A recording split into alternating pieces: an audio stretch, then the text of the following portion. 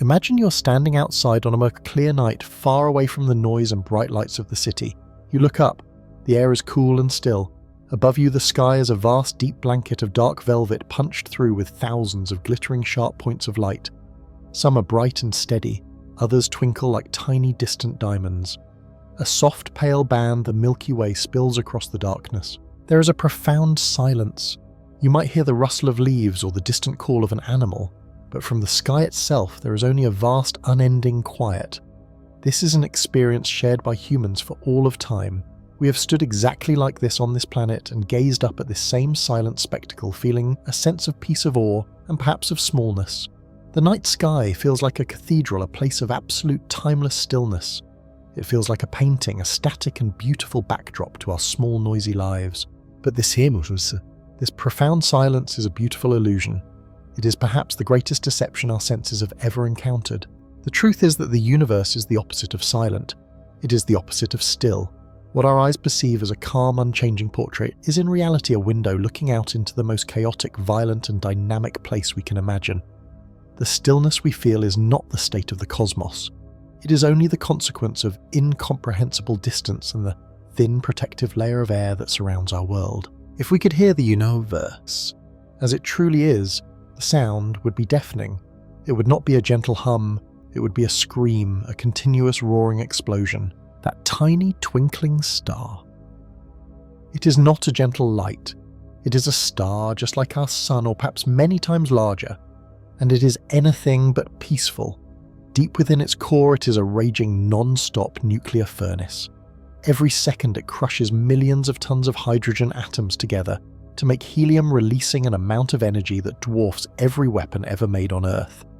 That light that gently hits your eye has travelled for years or centuries or millennia, and it is the product of a violence so extreme we can barely model it. Look closer at the dark patches between the stars. These are not empty spaces. In many of them, vast clouds of gas and dust so large they span light years are churning. Gravity is pulling these nebulae together, squeezing and heating them in a chaotic cosmic nursery. As the pressure builds, new stars and new planets are igniting, flashing into existence with incredible force. Elsewhere, a star much, much larger than our sun has reached the end of its life. It has run out of fuel.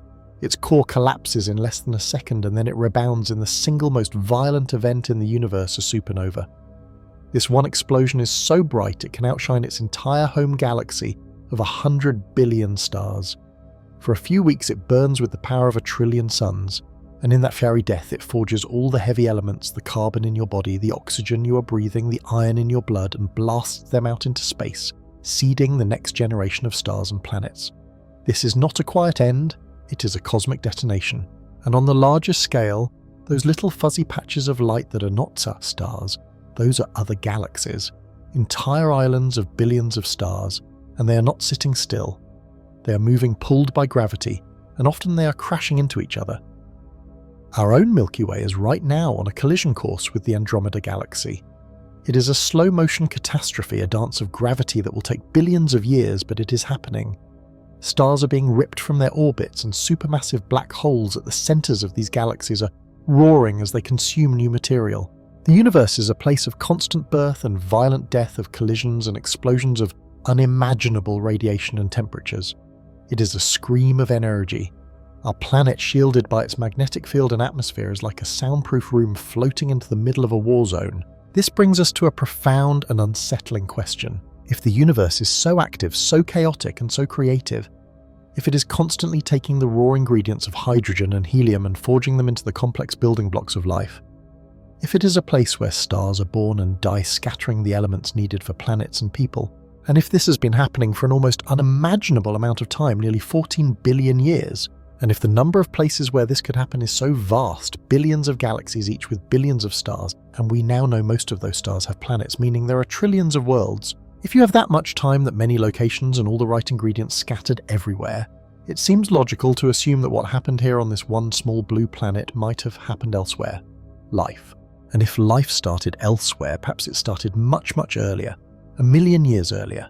1 billion years earlier. Enough time perhaps for that life to not only become intelligent, but to develop technology far beyond our own. So amidst all the roaring furnaces of the stars and the clash of galaxies, we should also expect to hear something else. a signal, a whisper, the echo of another mind. But when we listen, there is nothing. Our radio telescopes pointed to the stars, and listening for decades hear only the background static of the cosmos. The sky remains silent. The silence that once felt so peaceful now feels different. It feels empty. It feels like an unanswered question. It feels impossibly large and quiet. With all this violence, all this creation, and all this time, the universe has produced trillions of stages. Why does it seem that our play is the only one being performed? If the cosmos is this busy, this full of action and potential, where is everybody? When we look up at the night sky, we are doing more than just stargazing. We are looking at a field of mathematical probability. The argument for life elsewhere in the universe does not begin with biology. It begins with mathematics, with numbers so large they are difficult for the human mind to truly grasp. Our first step is to look at our own home, the Milky Way galaxy. This is the collection of stars we live inside. How many stars are in our galaxy? Scientists estimate the number is enormous, somewhere between 100 billion and 400 billion stars. This is not a guess. It is an estimate based on the galaxy's mass and brightness. Let's try to understand that number. If you were to count one star every second without stopping, it would take you over 3,000 years to count to just 100 billion. Now imagine that every single one of those stars is a potential sun. Each one is a source of light and energy, a possible center for its own system of planets.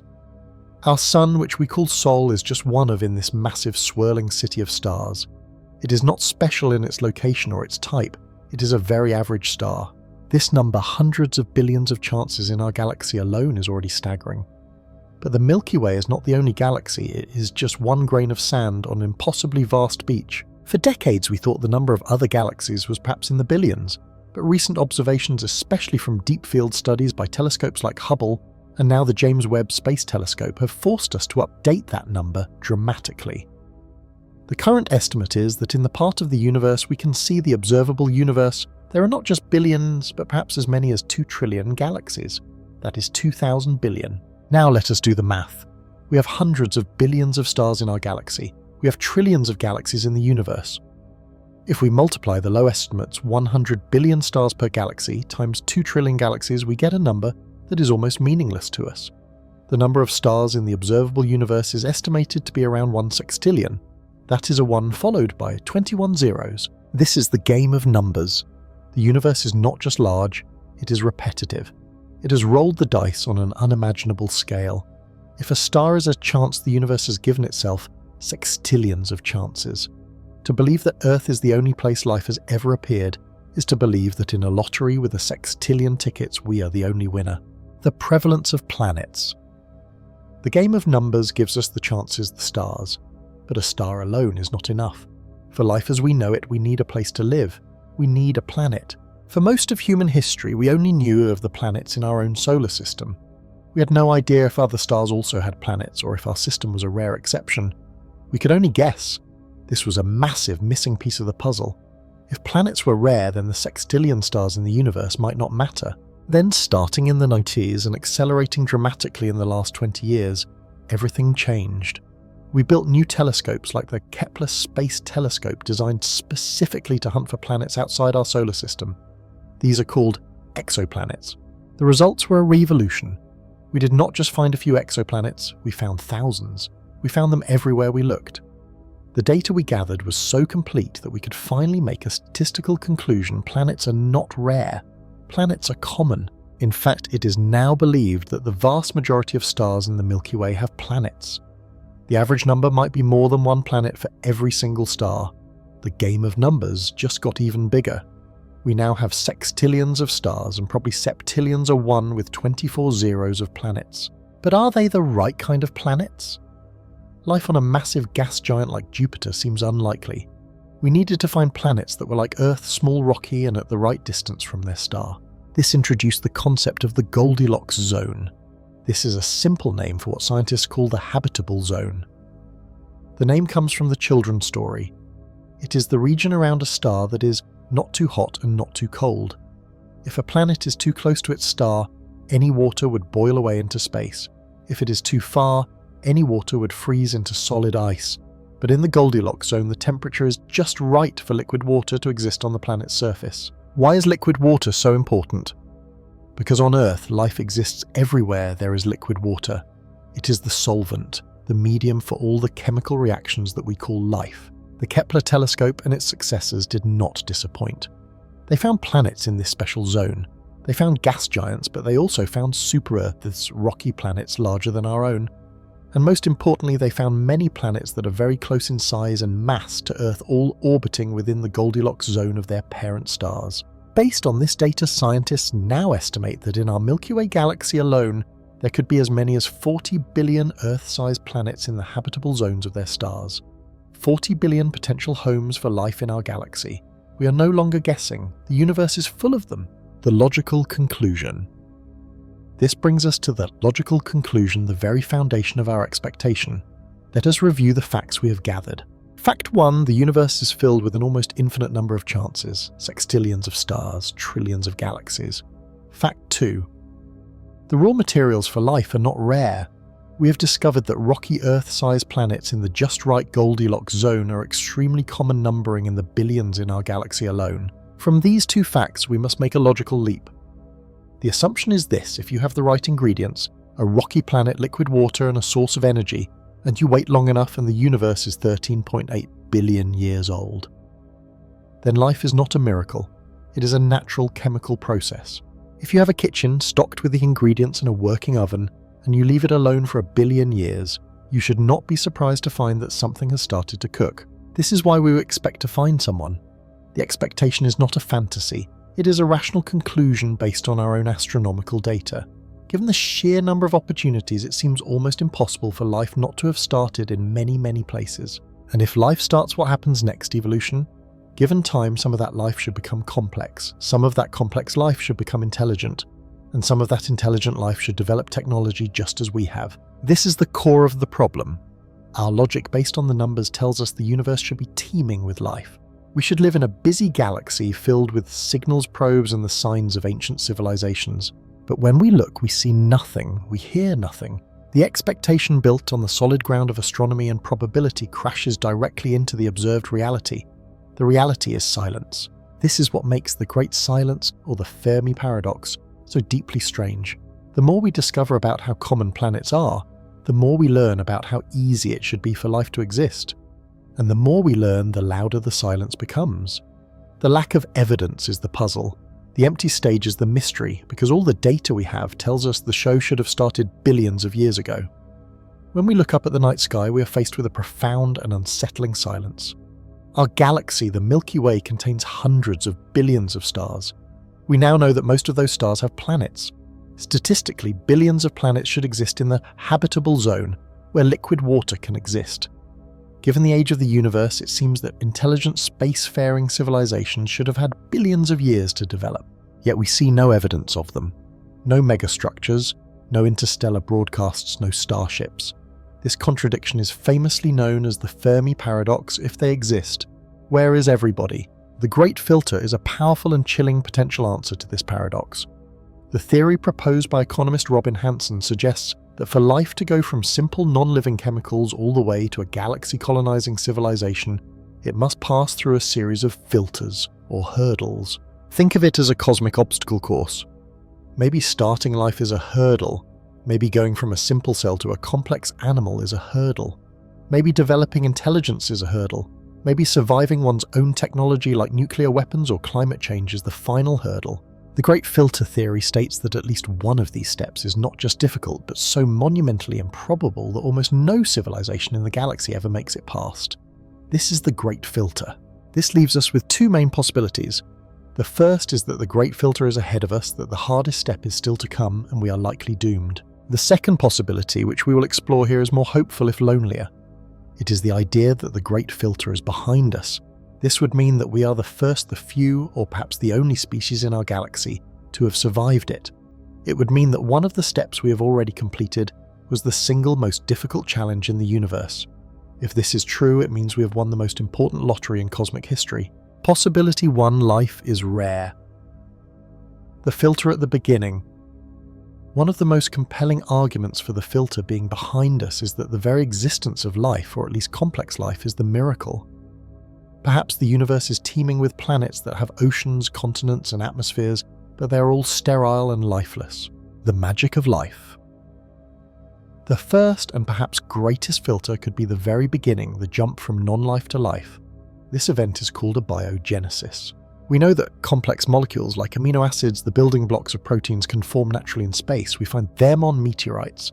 We believe Earth's early oceans were a primordial soup of these chemicals. But there is a vast, profound gap between a soup of chemicals and a living thing. A living thing, even the simplest bacterium, is a machine of breathtaking complexity. It needs a container, a cell membrane, a metabolism, a way to draw in energy to power itself, and most critically a way to replicate itself, a molecule like DNA or RNA. How did these separate parts, the chemicals, the container, the engine and the blueprint, all come together by chance in the same microscopic place at the same time? We still cannot replicate this process in a lab. It may be that the specific chain of chemical reactions required to create a self-copying molecule is so fantastically unlikely that it has only happened once in this entire galaxy. If this is the filter, then life itself is the miracle. The universe is not silent because civilizations destroy themselves. It is silent because it is barren. We are not hearing from anyone else because there is no one else to talk to. The silence is not a warning, it's the sound of an empty cosmos. Complexity. But let's say simple life does start. What if the Great Filter is the next step? Life appeared on Earth relatively quickly, perhaps only a few 100 million years after the oceans formed. But for the next 2 billion years, and possibly more, that's all there was. The entire planet was covered in a thin film of single-celled organisms, bacteria and archaea. These simple cells, called prokaryotes, are like tiny basic bags of chemicals. They have no internal machinery, no nucleus to protect their DNA, and no specialized parts. For 2 billion years, life stalled at this simple stage. Then something happened that, as far as we know, only happened once in the history of our planet. One simple cell tried to eat another, but instead of being digested, the smaller cell survived inside the larger one. They formed a team. This eaten cell became what we now call the mitochondrion, the power plant of the cell. This new combined organism was the first eukaryotic cell, a complex cell. This new type of cell was a city compared to the prokaryote's simple hut. It had a nucleus, power stations, internal transport systems, and a complex structure. This single freak event called endosymbiosis is the ancestor of every single complex living thing on Earth. Every plant, every mushroom, every insect, and every human being is a eukaryote. If this step is the Great Filter, it means the galaxy might be full of life, but it's all slime. The universe might be covered in planets with simple bacteria, but none of them ever make the leap to complex multicellular animals. They never develop eyes, brains, or hands. They never leave their oceans. Possibility 2, intelligence is rare. The filter in the middle. Let's assume a planet gets lucky. It passes. Filter 1 life starts, and Filter 2 life becomes complex. Now it has a vibrant world filled with diverse multicellular animals. Surely intelligence is the next logical step, right? The evidence on our own planet suggests the answer is no. Intelligence isn't the goal. We often think of evolution as a ladder, with humans at the top. This is wrong. Evolution is a branching tree, and it does not have a goal. Its only rule is whatever helps a creature survive and reproduce in its current environment will be passed on. For most of Earth's history, high intelligence has not been a very popular survival strategy. Being strong, being fast, being poisonous, being armoured, or simply reproducing in massive numbers, like insects, have all been far more common and successful strategies. Dinosaurs dominated this planet for 165 million years. This is an almost unimaginable length of time. For comparison, Homo sapiens has only been around for about 300,000 years. For 165 million years, dinosaurs were the undisputed masters of Earth, yet they never built a single campfire or chipped a single stone tool. They were perfectly adapted for their world, and intelligence was not required. A large brain like ours is biologically a terrible burden. Your brain is only about 2% of your body's weight, but it consumes over 20% of your energy. It is a biological furnace demanding constant high-quality food. It also makes childbirth incredibly difficult and dangerous for humans. From a purely evolutionary perspective, if a big brain is an expensive, risky, and costly organ, it seems that unless a species is forced into a very specific and unusual set of environmental pressures, evolution will almost never favour this particular adaptation. The default for life, even complex animal life, is to be strong, fast, or numerous, not smart. The narrow window. This brings us to the final early filter possibility. We are not just the product of evolution, but the product of incredible astronomical luck. Our path to intelligence was not inevitable. It was a tightrope walk over a series of lucky chances. The most famous example is the asteroid. 66 million years ago, the dinosaurs were thriving. Our ancestors were tiny shrew-like mammals hiding in the shadows. Then a 6-mile-wide asteroid struck the Earth, causing a global extinction event that wiped out the dinosaurs and 75% of all species. This random catastrophic event is the only reason we are here. It cleared the board. It allowed the few mammals that survived to step out of the shadows and into the new empty world. Without that single random rock from space mammals, would almost certainly still be small creatures hiding from giant reptiles. But our luck didn't stop there. We needed the right geological changes. The formation of the Isthmus of Panama changed ocean currents, which may have helped trigger a series of ice ages. These ice ages transformed the climate in Africa, shrinking the wet jungles and creating the open, dry savanna. This change forced our primate ancestors out of the trees and onto the plains, a new and dangerous environment. This pressure may have favoured walking upright to see over the grass, freed our hands to carry food and tools, and forced us into complex social groups to hunt and protect each other. These are the very pressures that are thought to have driven the rapid growth of our brains. If any one of these events had happened differently, the path to Homo sapiens would have been broken. If the asteroid had missed, if the continents had been in a slightly different place, if the ice ages had not occurred, intelligence like ours would simply not exist. Implications. If any of these possibilities are true, that the spark of life is a 1 in a trillion chance, that the leap to complex cells is a biological freak, or that intelligence is a fragile fluke of chance, the implications are staggering. It means the Great Filter is behind us. When we look at the silent sky, we are not looking at a graveyard of civilizations that failed. We are looking at an empty, uncultivated garden, and we are the first to wake up in it. This is a deeply optimistic, if lonely, conclusion. It means the hardest part is over. We have passed the test that stops almost all life in its tracks. We have won the cosmic lottery. The silence of the universe is not a threat. It is a sign of our profound uniqueness. It also means that the future of intelligent life in this galaxy rests entirely on our shoulders. There is no one coming to save us, but there is also no one coming to stop us. The path to the stars is open and the universe is ours. We are the survivors, and we have a duty to ourselves and to the lifeless cosmos to not squander this unbelievable, precious and rare opportunity. In our last discussion, we looked at the Great Filter with a sense of hope. We explored the possibility that the hardest step to becoming a star-faring civilization is already behind us. Perhaps the jump from non-life to life, or from simple cells to complex animals, was the incredibly rare event. If that's true, we are the pioneers in a vast empty cosmos waiting to be filled. But there is another, much darker way to interpret the Great Silence. This brings us to this most frightening possibility of all. What if we are not special? What if the creation of life and even intelligence is actually common throughout the universe?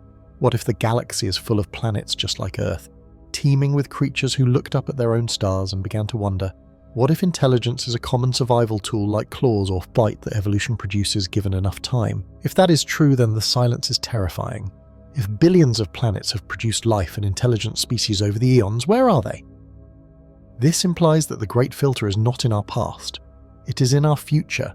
It implies that there is a wall that nearly every single civilization crashes into, and we are accelerating towards it right now. This invisible wall is often called the technology trap.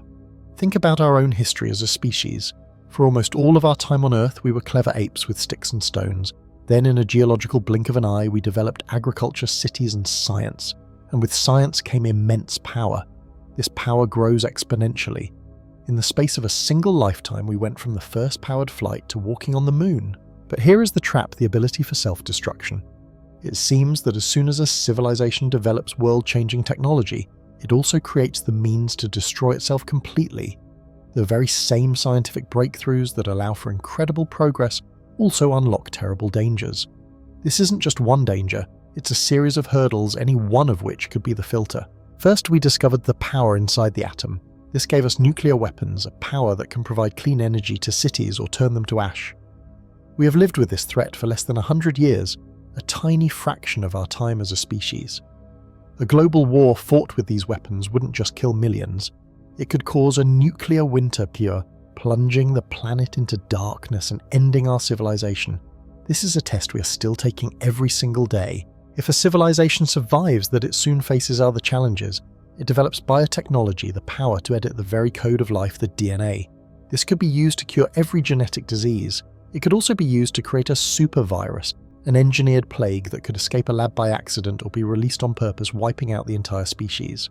And then there is the challenge: we are just beginning to understand artificial intelligence, or AI. We are building machines that can think. The goal for many is to create an intelligence far, far smarter than any human. What happens when we succeed? If we are not extremely careful, a super smart AI might have goals that don't include us. It might not be evil like in a movie, it might just be indifferent. If we ask it to solve climate change in the most efficient way possible, it might calculate that the most efficient solution is to remove the source of the problem, us. This is the trap. The power to reach the stars seems to arrive at the exact same moment as the power to end your own story. So what is the meaning of the silence we hear from space? If this danger ahead idea is correct, the silence could be the sound of a cosmic graveyard. The universe is quiet not because it is empty, but because it is filled with the ruins of civilizations that failed their test. We are listening for radio signals, for messages of greeting from older, wiser neighbours, but all we hear is static. That static might be the background noise of a galaxy where nobody survives the technological stage. The reason we don't see anyone is because no one makes it past this stage. They discover fire, then the wheel, then the atom, then the gene, then the thinking machine, and then they go silent forever. This leads to a profound and disturbing irony. We search the skies and feel lonely, hoping to find a sign that we are not alone. But in this scenario, finding nothing is the most terrifying signal of all. If we looked at Mars and found simple bacteria-like fossils, it would be the best news in human history.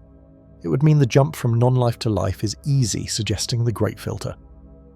The hard part is the jump to complex life, which we already passed. But if we found the ruins of an advanced city on Mars or Titan, it would be the worst news imaginable. It would mean that getting to our level is possible, but that something stopped them. The fact that we haven't found anyone at all could be a terrible omen, showing that the filter is still in front of us. The empty sky is a warning. It suggests the filter is extremely effective and that our current problems, our nuclear standoffs, our changing climate, our experiments with AI are not just problems. They are the problem. They are the great filter itself manifested on our world. This reframes our entire human project. It suggests that survival is not guaranteed. Perhaps the final test is not about intelligence. A species must be intelligent to build the technology in the first place. That is the entrance exam. No, perhaps the final test is about wisdom. It is the test of whether a species can manage the incredible power its own intelligence has given it. It is the test of whether we have the wisdom to use our technology and survive. Intelligence is what creates the nuclear bomb. Wisdom is what stops us from using it. Intelligence is what lets us build a super smart AI. Wisdom is what makes us pause and ensure it is safe before we turn it on. Intelligence is about competition and speed. Wisdom is about cooperation, foresight, and restraint. For all of our history, evolution has favoured tribalism, competition, and short-term thinking. These traits helped us survive on the savannah, but they are a disaster when mixed with planet-ending technology. The final test is to see if a species can overcome its own nature. Can we unite as a single planet, not as warring tribes? Can we think in terms of centuries, not just election cycles or quarterly profits? The great filter from this perspective is not an external barrier. It is a mirror. The silence of the universe is a challenge asking us the most important question we will ever face. You are clever? Yes. But are you wise? The cosmos is waiting for our answer. This assumption is one of the most sobering and realistic solutions to the Fermi paradox. It suggests that the great silence we observe in the cosmos is not necessarily because the universe is empty. The galaxy could be teeming with life and even complex intelligent civilizations, but we may never be able to know they exist. The silence we perceive might be the natural, unavoidable consequence of the fundamental laws of physics and the vast scales of the universe. We are not isolated because we are alone, but because the ocean of space-time that separates us is simply too vast to cross. We are like inhabitants of tiny remote islands, separated by millions of miles of stormy seas, with no ability to build a boat strong enough to make the journey. The universe might be a bustling city full of noise and activity, but we are trapped in a soundproof room, unable to hear the conversations happening just outside our walls. This idea that contact is fundamentally impossible presents a set of barriers that are even more daunting than any great filter. The tyranny of distance, the speed of light. A dialogue that lasts for centuries or millennia. The universe is governed by an ultimate speed limit, the speed of light. Nothing with mass can reach it, and no information can travel faster than it. In our daily lives, this speed seems infinite, fast enough to circle the Earth more than 7 times in a single second. But in the context of interstellar space, this speed is agonizingly slow. This physical law is not just an inconvenience, it is a form of tyranny. It dictates that communication as we understand it, a real-time back-and-forth dialogue, is impossible. Let's imagine the absolute best-case scenario. We detect a promising sign of life from our nearest stellar neighbour, Proxima Centauri, which is about 4.24 light-years away. If we sent a powerful message today, "Hello, are you there?" that message would not even arrive for 4.24 years. If some intelligence there received it, understood it instantly and replied, "Yes, we are here," we would not receive their answer for another 4.24 years. A single simple exchange of hello and yes would take nearly 8.5 years. This is our closest neighbour. Now consider a promising civilization on the other side of our own Milky Way galaxy, perhaps 80,000 light-years away. If we sent a message, it would arrive 80,000 years later. The reply would take another 80,000 years to get back to us. We would be having a conversation with a civilization as it existed 60,000 years in the past. To put that in perspective, 60,000 years ago, Homo sapiens were a new species still living in Africa, sharing the planet with Neanderthals. A dialogue that spans millennia is not a dialogue at all. It is more like archaeology. We would be receiving a message from a long-dead civilization, like finding a message in a bottle from someone who died centuries ago. The tyranny of distance means we can only shout monologues into the void, with no hope of ever getting a timely reply. The weakness of signals. Signals degrade over distance. This barrier is directly connected to the problem of distance. Imagine shouting to a friend in a quiet room. They hear you perfectly. Now imagine trying to shout to that same friend from the other side of a crowded, noisy football stadium. Your voice is lost in the noise. Now imagine trying to shout to them from another city. They will never hear you. This is the problem of signal weakness. When we send a signal like a radio wave, it does not travel in a perfectly narrow beam, even lasers spread out over cosmic distances. Instead, it spreads out from its source in all directions like the ripples from a stone thrown into a pond. As the ripple gets wider, the energy is stretched over a much, much larger area. This means the signal becomes exponentially weaker as it travels. By the time a signal from Earth reaches even the nearest stars, it has become incredibly faint, billions of times weaker than when it left. This faint whisper must then be picked out from the overwhelming noise of the universe. The cosmos is naturally loud. It is filled with static and radiation from stars, pulsars, black holes, and the ancient afterglow of the Big Bang itself. It is entirely possible that signals from 100 different civilizations are washing over the Earth right now, but they are so weak and diluted by distance that we cannot distinguish them from the simple random hiss of the universe. To find such a signal would be like trying to find one specific grain of sand on 1,000 beaches all at the same time. Both we and they would need to be deliberately beaming an incredibly powerful focused message directly at each other to even have a chance of cutting through the noise. The time barrier, most important. The universe is 13.8 billion years old. The lifespan of a technological civilization like ours, only about 100 years, is just a blink of an eye.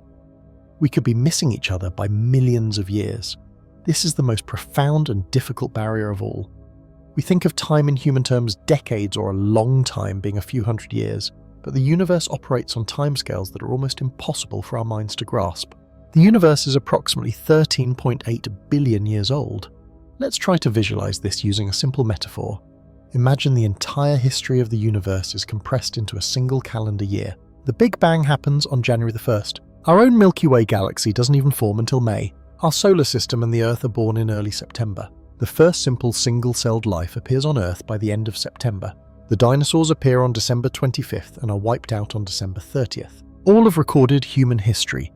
Everything from the first cities of Sumeria to the building of the pyramids, the Roman Empire, and the modern world takes place in the last 10 seconds of December 31st, just before midnight. Our technological civilization, the period where we have been capable of sending or receiving radio signals, is just the last 1/10 of 1 second before the new year. Now ask yourself, what are the chances that another civilization's 1/10 of a second of technology happens at the exact same instant as ours? It's overwhelmingly likely that they have already come and gone. A civilization could have evolved, built a magnificent empire that lasted for 50,000 years, a duration that seems like an eternity to us, and then destroyed itself or been wiped out by an asteroid. If this happened just 1 million years ago, we would find no trace of them. In our cosmic year calendar, their 50,000-year empire would have been a brief flash of light on December 28th.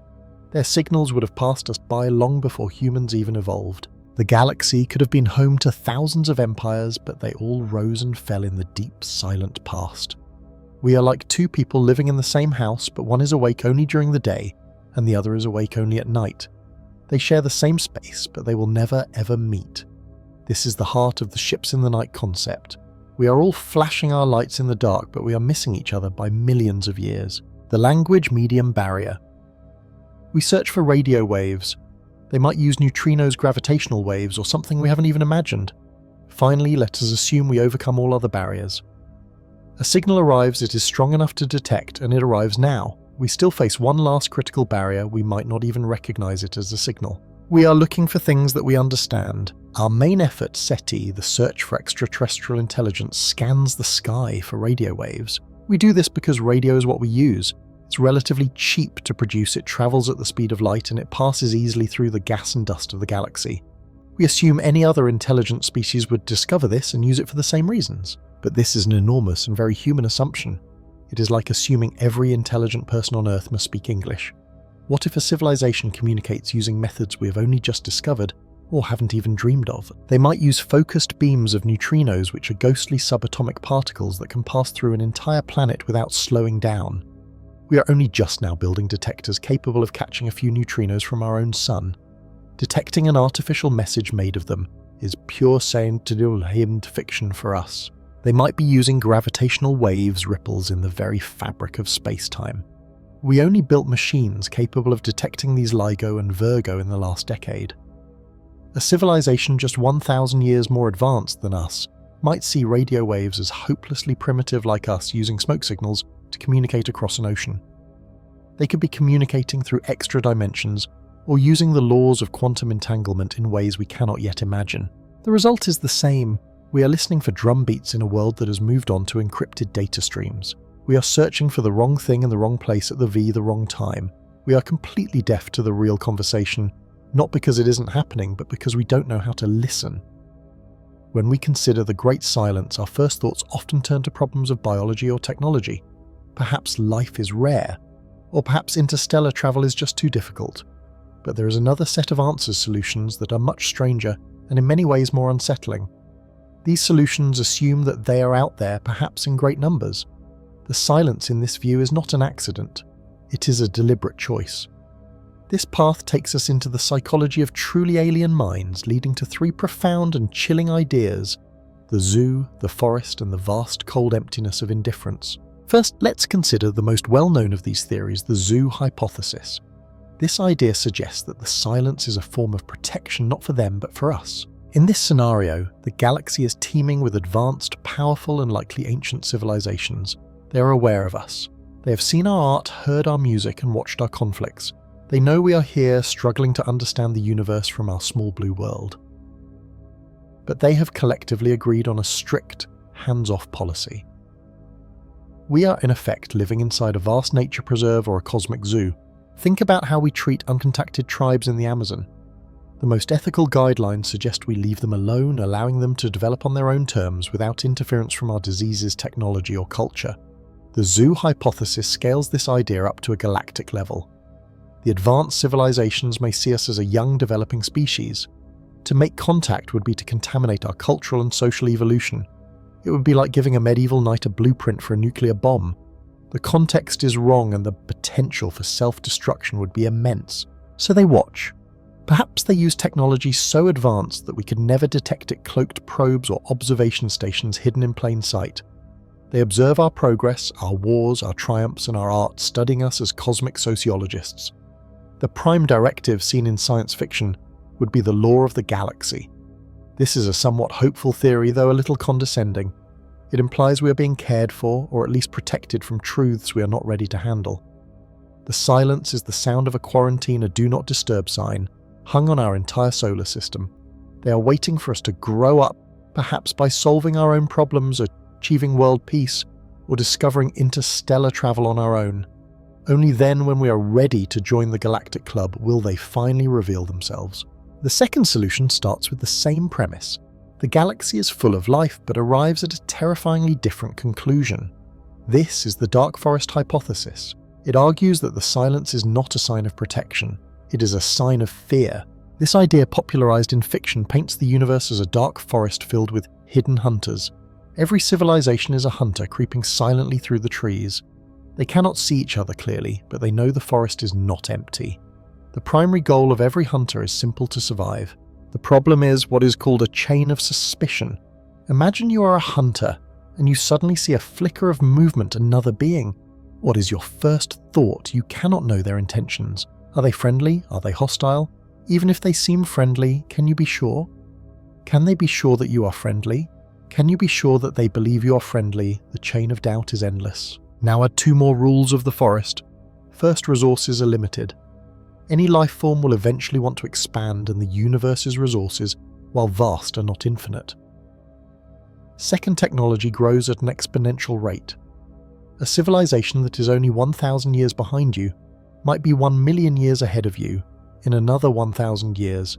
A weak, harmless neighbour today could become an unstoppable threat tomorrow. Given these rules, what is the safest logical move?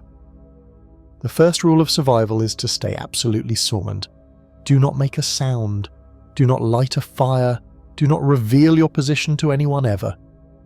The second rule is that if you do happen to see another hunter, you have only one safe option: destroy them immediately.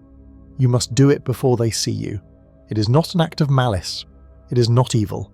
It is simply the most logical way to guarantee your own survival in a forest where you can never ever be so certain of another's intentions. In this universe, the great silence is the sound of everyone holding their breath.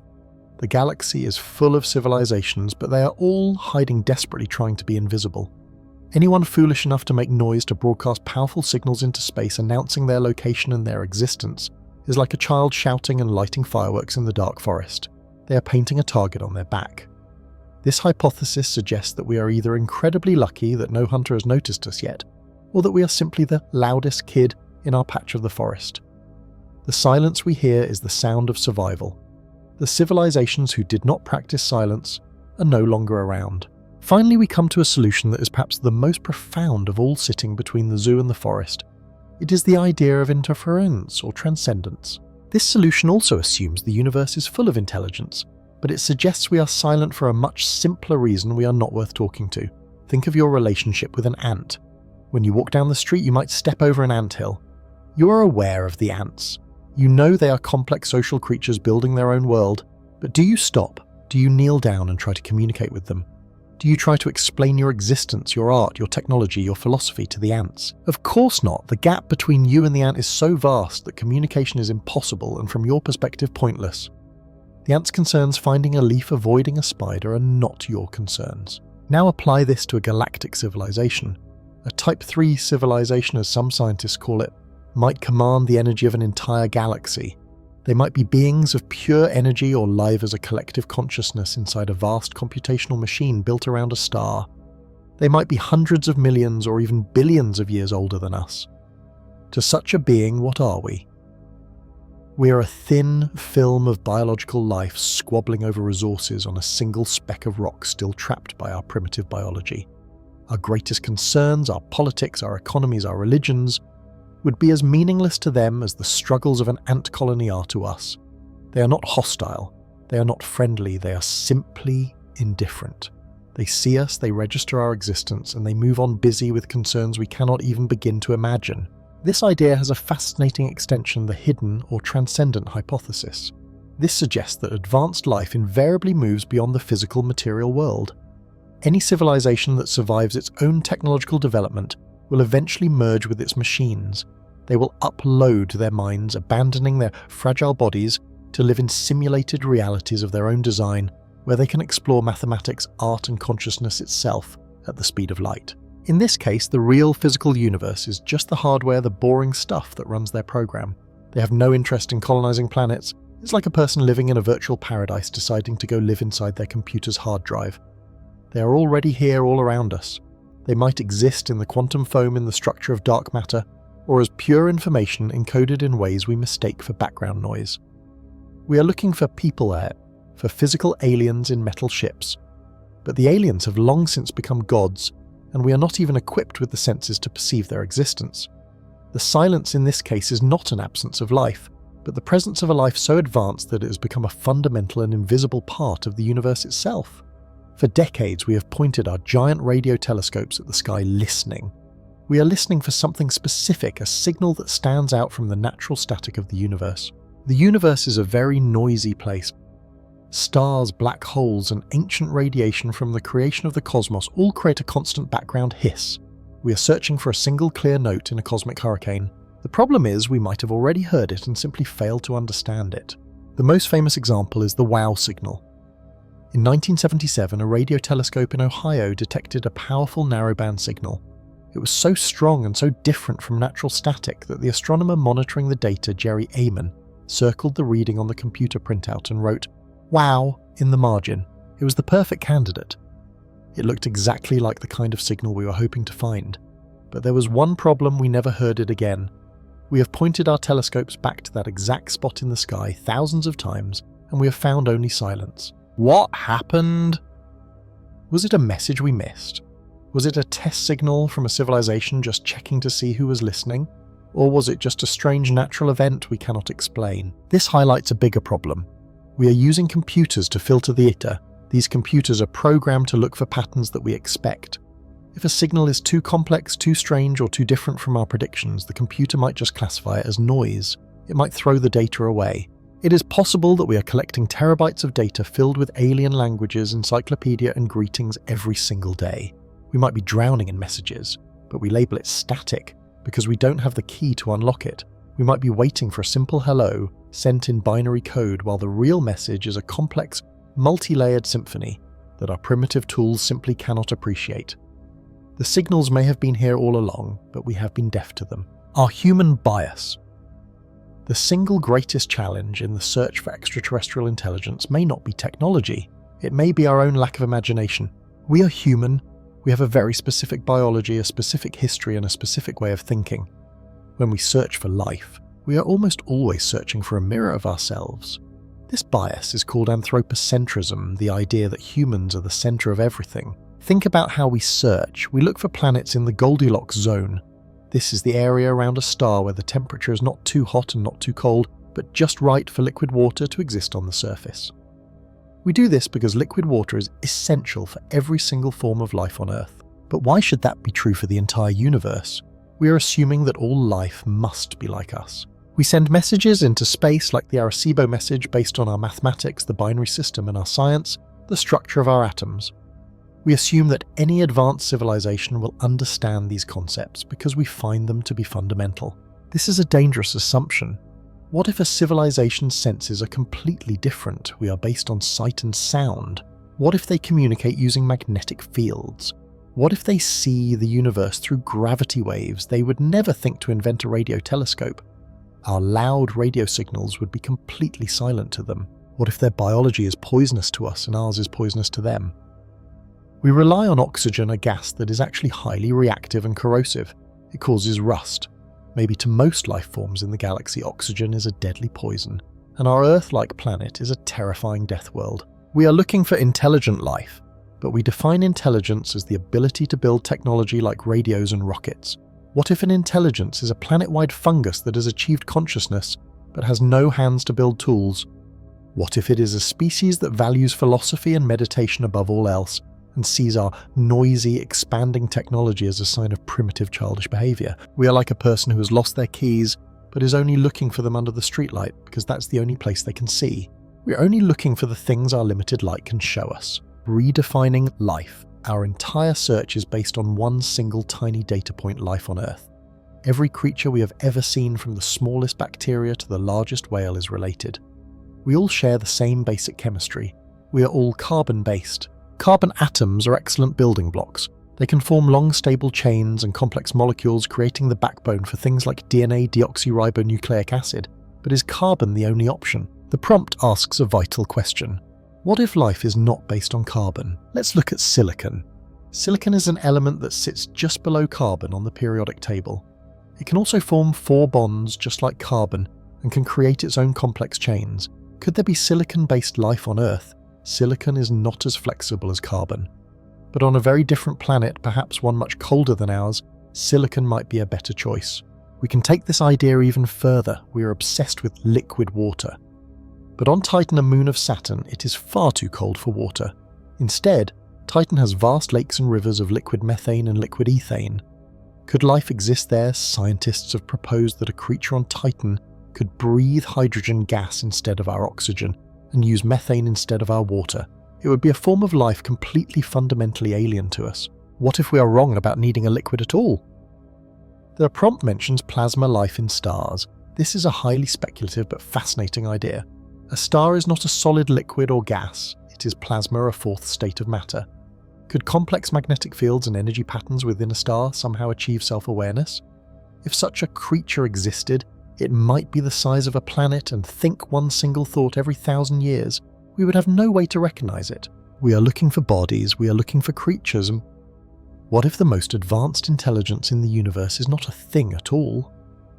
What if it is a vast interconnected network? It could be a giant mind existing in the dust clouds between stars, or a form of consciousness that exists in patterns of energy we cannot even measure. If we look for life, but only mean Earth life, we will almost certainly find nothing, the limits of our perception. This leads us to the most humbling idea of all. What if the aliens are here and we simply cannot see them? The prompt uses the perfect metaphor. We are like ants in a library. Imagine an ant crawling across the floor of a great library. The ant has a complex life. It follows scent trails. It searches for food. It communicates with other ants. It understands its world of crumbs, dangers, and surfaces. One day it crawls up a giant sheer cliff. It crosses a strange flat plain covered in black marks. This is the page of a book. The ant is walking directly over a description of quantum physics or a sonnet by Shakespeare. The ant is surrounded, completely immersed in the total knowledge and wisdom of humanity. And the ant understands nothing. It does not and cannot understand what a book is. It does not have the mental capacity to understand language or ideas. The knowledge in the library is not just hidden from the ant. It is conceptually impossible for the ant to grasp. The ant is staring right at it, but it cannot perceive it. We may be the ants. An advanced civilization might not be just a few thousand years ahead of us with better computers. They might be millions or billions of years ahead of us. The gap between us and them would not be like the gap between a modern human and a Roman soldier. It would be like the gap between a human and an ant. Their existence might be all around us. They might exist in dimensions we cannot access or use forces we have not discovered. They might be communicating in ways that our brains, which evolved to find fruit and avoid lions, are simply not built to decode. They may not be hiding. We may just be too primitive to see what is right in front of our faces. Our search for intelligence is limited by our own.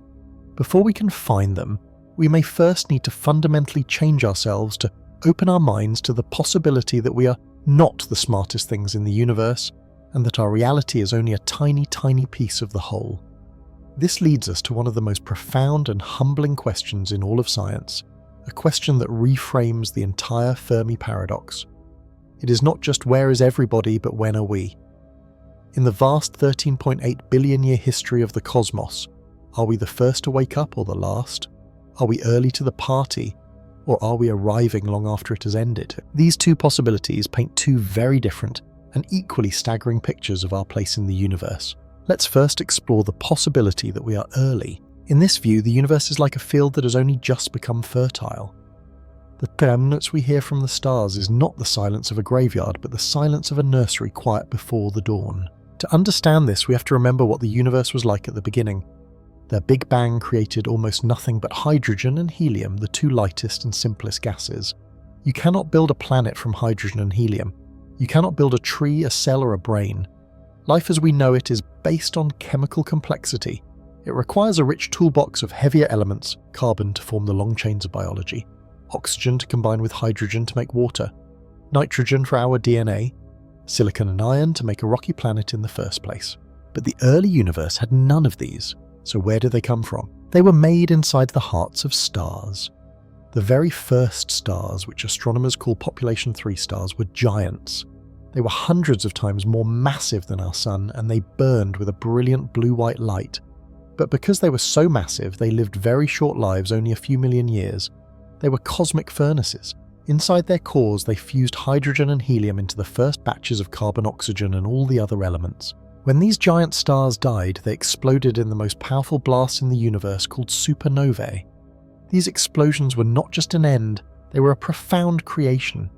They scattered these new heavy elements across space like a farmer sowing seeds. These seeds then mixed with new clouds of hydrogen gas. These clouds collapsed to form the second generation of stars. These stars were born with a small amount of heavy elements, and inside their own cores they created even more. Then they exploded, scattering their richer mix. This process had to repeat over and over for billions of years.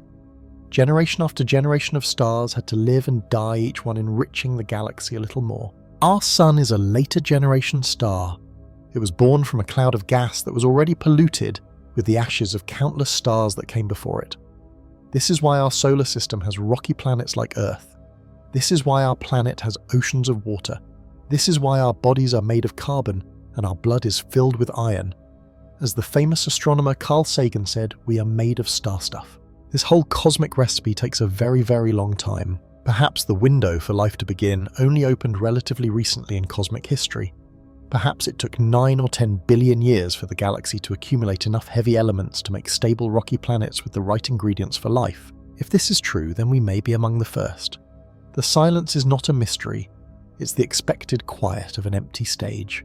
We are not the audience arriving late for the show. We are the very first actors to walk out from the wings. We are the first wave. This idea, sometimes called the firstborn hypothesis, changes everything. It means there are no great alien empires to find because we are the ones who might one day build one. There are no ancient wise signals to receive because we are the first ones in our neighborhood to build a radio.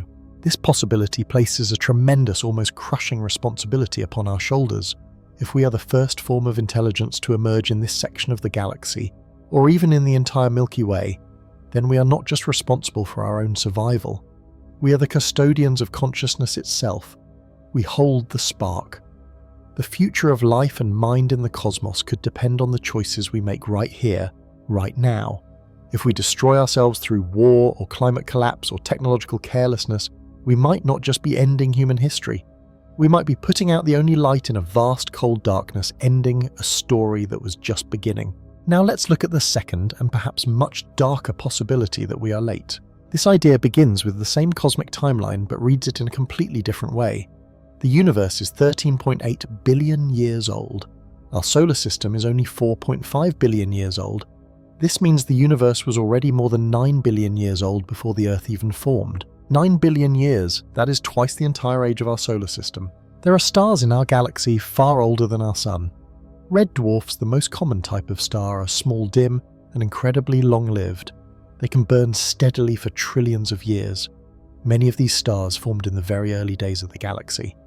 If any of these ancient stars had planets in their habitable zones, the just right region where liquid water can exist, then life could have gotten a head start of not just millions, but billions of years. What does a billion-year head start mean? It's a timescale we can barely comprehend. Think of all human history, from the first stone tools to the smartphone, from the first cave paintings to the moon landing. That's a span of a few 100,000 years. Think of all of recorded civilization, from the first cities in Mesopotamia to the internet. That's only about 6,000 years. Now imagine a civilization that has been evolving for 1 million years, or 10 million, or 1 billion. What would such a civilization look like? What could it achieve? The answer is that we simply cannot know. The gap between us and them would be greater than the gap between us and a bacterium. In this scenario, we are not the first. We are the new kids on a very, very old block. The silence we hear is not the quiet of an empty stage. It is the silence of an empty building after the party is over. We woke up too late. The music has stopped. The guests have gone home, and we are wandering alone through the empty rooms. But if they existed, where did they go? This idea branches into a few chilling possibilities. One is that the Great Filter is real, and it is an obstacle that no one survives. Perhaps every civilization that reaches a certain level of technology, our level, perhaps inevitably destroys itself. Maybe they all discovered nuclear weapons and used them. Maybe they all triggered runaway climate change. Maybe they all invented an artificial intelligence that consumed them. In this case, the galaxy is a vast cosmic graveyard. The silence is the silence of death.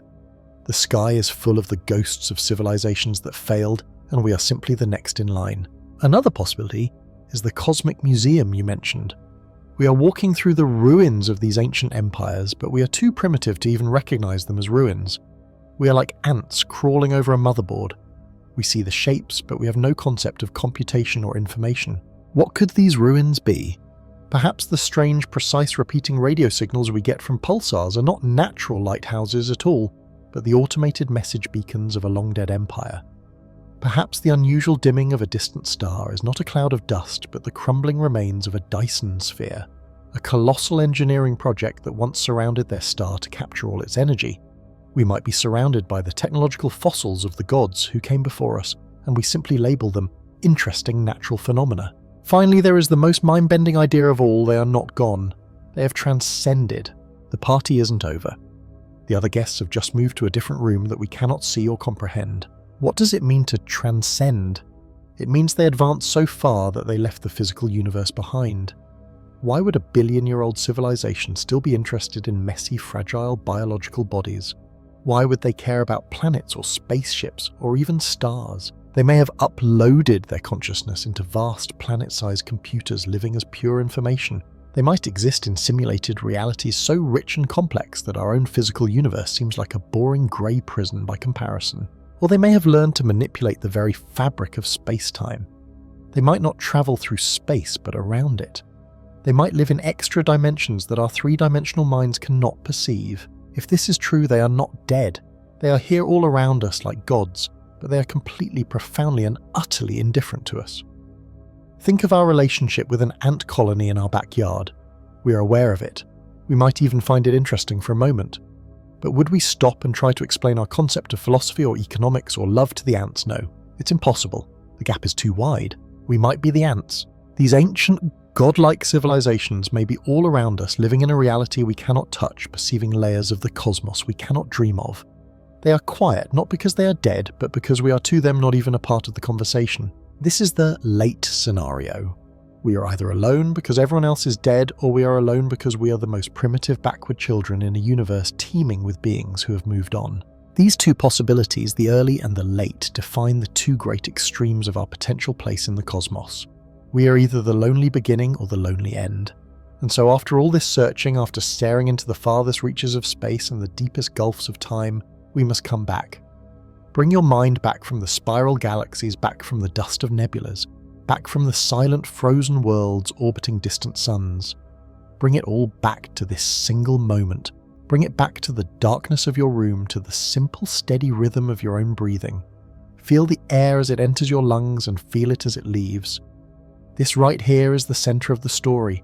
All of those vast concepts, the billions of years, the light years of distance, the possibility of filters and forests and silent watchers, all of it is happening inside the quiet, complex universe of your own mind. We have been listening for a message from the stars, waiting for a signal, a word, a single note to break the immense cosmic quiet.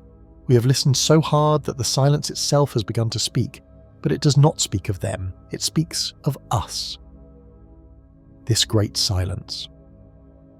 This mystery of the empty sky is not a window, it is a mirror. When we look up into the night, we are not just seeing the absence of others, we are seeing our own reflection. We see a universe that is, as far as we know, quiet.